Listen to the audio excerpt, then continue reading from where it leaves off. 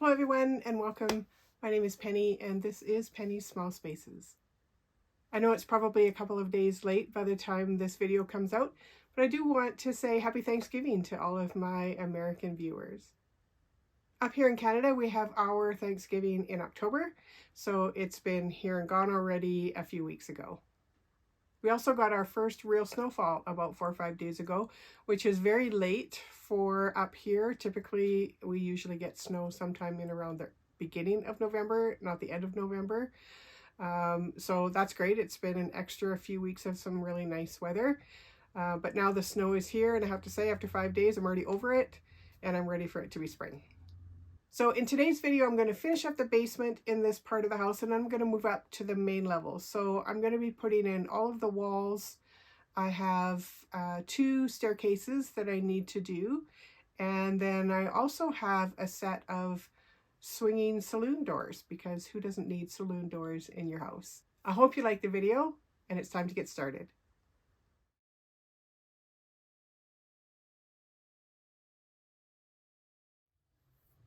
Since the very first day that I decided to take on this project, I have been doing deep dives into every bit of information I can find about Hart House. I've been watching videos and documentaries and digging into articles and reading books, and all the time looking for hints of information about the structure of the house. Now, here in Canada, we have a streaming service called Crave, and I'm not sure if that's just here in Canada or if it's available in other places, but they recently released a new documentary on that service about Gama Singh. And Gama Singh was one of the best bad guys or heels in Stampede Wrestling. And the documentary is called Singh's in the Ring. And if you are here in Canada or you have the opportunity to check out that documentary, I highly recommend it.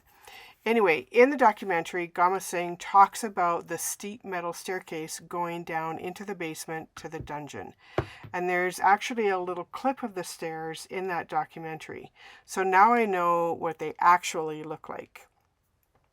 It's really important to me that for the parts that I'm doing, that I'm accurate and I get them right if I can. So this just makes my job a lot easier because I don't have to guess.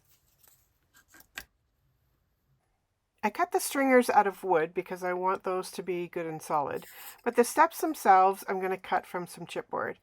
I'm trying to keep this house as light as I possibly can, and every little bit helps. Also, this metal staircase was black, and so once I paint it, you'll never know what's underneath that paint. So I've cut out all of these pieces of chipboard, and the first thing that I'm going to do is install all of the risers. To attach them, I'm just using a small dab of wood glue on each side on the stringer, and then I can attach the chipboard to that.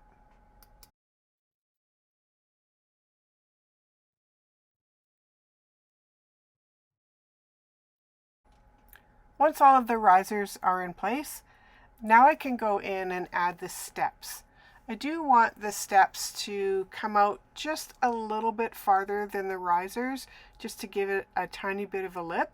And so that's why I decided to do the risers first and then the steps. The top of the step is installed the exact same way as the risers. I'm just putting a little bit of glue on each side, and then a little bit of glue at the back of that step because it's going to attach to the bottom of each of the risers.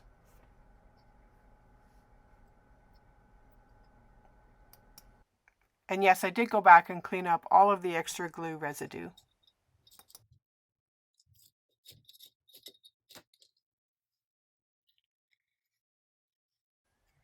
So here's what the stairs look like now that all of the steps are installed. But before I install the staircase itself into the house, I do want to paint it because I sure don't want to get black paint on the house. To install it, I simply attached the top step of the staircase to the second floor. And now I need to make some railings. So first I needed to make some posts to hold up that handrail. And to do that, I'm just using some round dowel. So I'm going to cut them to the right lengths, and then I'm just going to cut off the end at a 45-degree angle. Now you can see here that I've put an extra piece of wood inside of my miter box and clamped it down. Now, instead of measuring each individual post to make sure that they're exactly the same size, I just have to butt that dowel up against that piece of wood and everything is automatically the right size.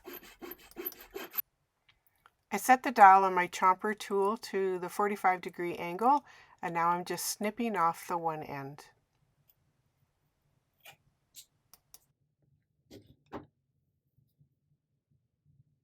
I made the rail itself out of a square dowel that I sanded down along the top two edges just to give it more of a rounded look. I painted the rails and then attached them onto those posts.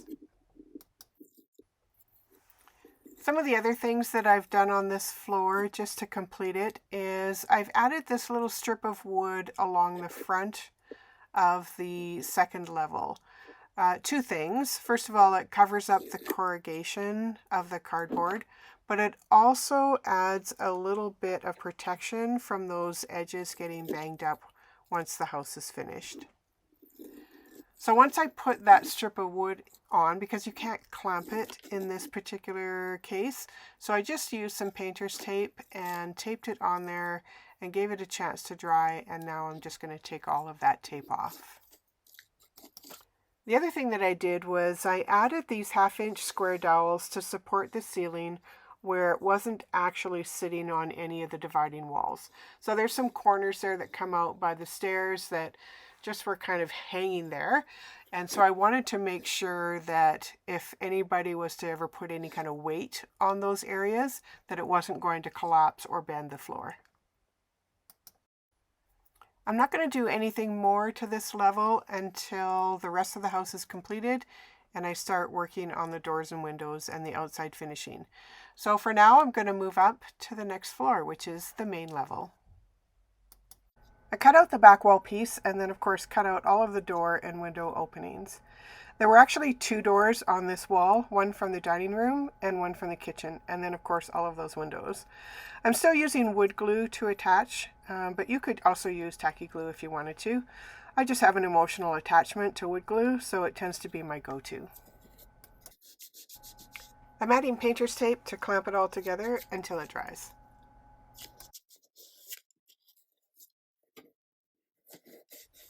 Back around on the inside, I'm adding that extra layer of cardboard for the ledge for the next floor.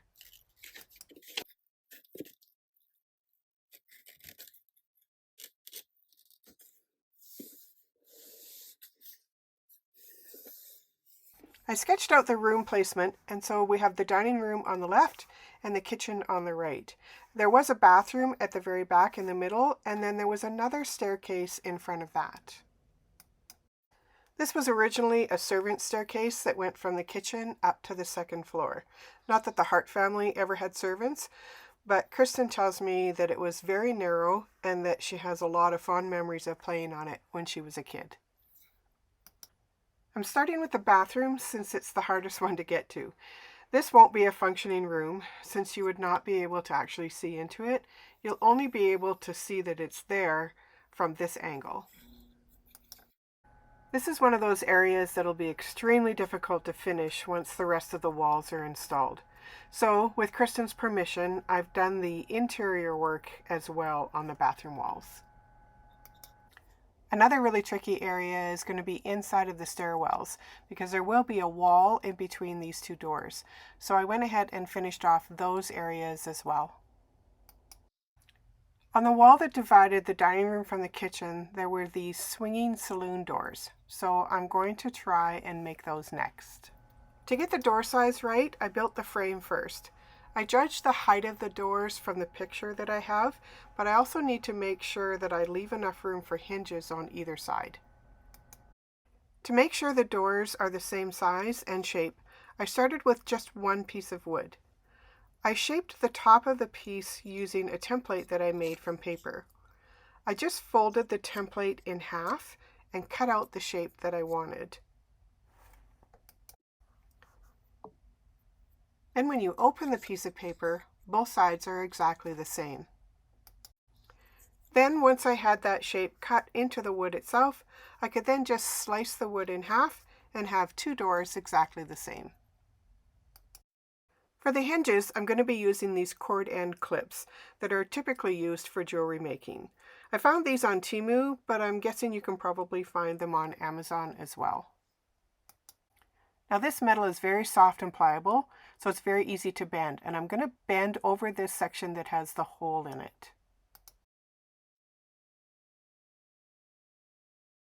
Now that little hinge can be glued to the door frame, and that hole can be used to hold in a dowel. I thought I might be able to just use a toothpick because the circumference is the perfect size for that hole. However, because these doors are so high, I did have to find another longer option. I had these longer barbecue skewers. After cutting them down to the right size, I measured against the door itself to see exactly where that dowel should be placed. Then I glued those dowels to the outside of each of the swinging doors.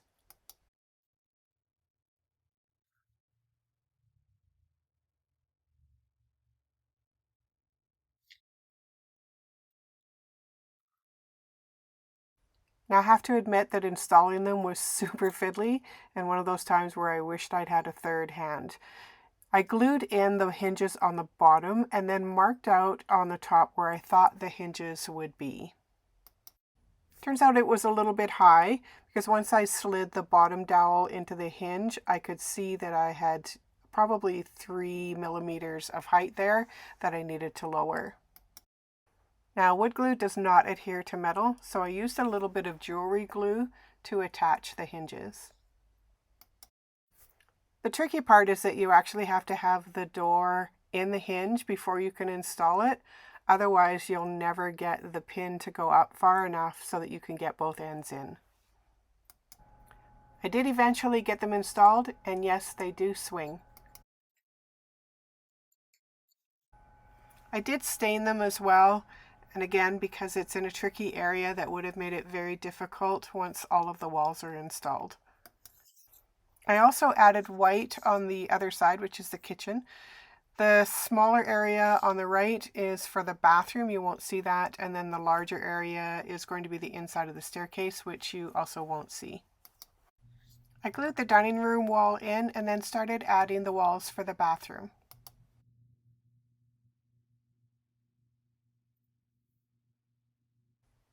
Once the bathroom walls were done, I could start closing in the staircases.